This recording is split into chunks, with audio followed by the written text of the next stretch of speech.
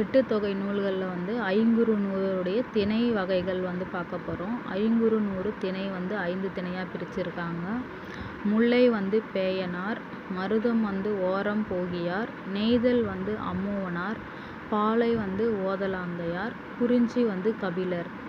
கலித்தொகையில் வந்து திணை வந்து 5 இருக்குது. முல்லை, மருதம், நெய்தல், பாலை, குறிஞ்சி. முல்லை நல்லுருத்திரன், இங்கே பாருங்கள் பேயனார், இங்கே வந்து நல்லுருத்திரன்.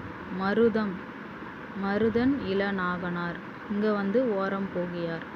நெய்தல் திணை வந்து இங்கே அம்மூவனார், இங்கே வந்து நல்லந்துவனார்.